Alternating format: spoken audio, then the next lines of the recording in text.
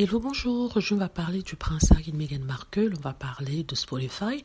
Comme vous savez, j'aime bien vous parler de ce que je vois en ligne, notamment sur Twitter, parce que souvent sur Twitter, il se passe des choses assez intéressantes au niveau de Harry et Meghan. C'est la plateforme où se trouvent les fans de Meghan Markle et ils font des discussions sur le couple. Et aujourd'hui, on va parler de Spotify. Comme vous le savez, Spotify et Meghan Markle et Archetype ont décidé de se séparer, n'est-ce pas? C'est une séparation mutuelle, on nous dit. Or, il se trouve que quelqu'un qui travaille pour Spotify, qui est ce qu'on appelle un exécutif en anglais, c'est-à-dire un cadre de la compagnie, a fait des propos assez négatifs par rapport au couple. Il s'appelle Bill Simmons.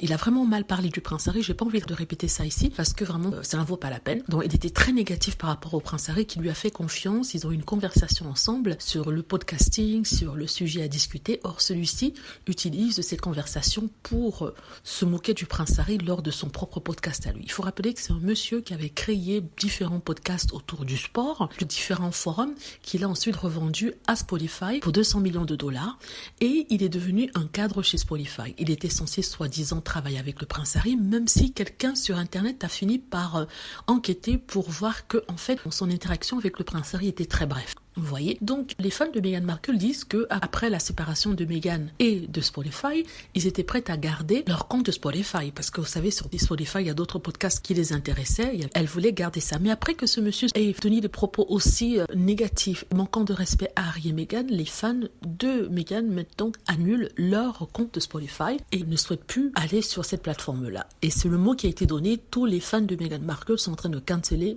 ou annuler Spotify et c'est le cas pour moi. Moi, personnellement, j'ai fermé mon Spotify, donc il n'y a pas grand-chose qui m'intéresse dessus, à part bien sûr le podcast de Meghan Markle. Donc les fans ferment ça, ils envoient un message clair à Spotify en leur disant que vous n'avez pas besoin d'être de mauvaise foi, d'être aussi impoli envers le duc et la duchesse de Sussex. Bon, ce n'est pas Spotify même, c'est une personne qui travaille pour Spotify qui a été reconnue comme un trouble fait, une personne amère parce qu'il a vendu sa plateforme pour une valeur moindre alors que ça valait plus que ça, d'après certains. Donc il s'en prend à Harry et Meghan sans aucune raison. Je parle plutôt de l'action des fans de Harry et Meghan, sinon je n'aurais pas parlé de cette histoire-là. Donc cela dépend de vous, je ne fais pas d'appel d'annuler Spotify si vous avez des choses intéressantes à écouter dessus. Mais personnellement, moi, j'ai annulé mon compte. Je tenais à vous le dire. Voilà, dites-moi ce que vous en pensez. J'espère que vous avez aimé la vidéo. N'hésitez pas à cliquer sur like si c'est le cas, à vous abonner pour plus de vidéos et à cliquer sur la petite cloche afin d'être averti lorsque je poste une nouvelle vidéo. Merci.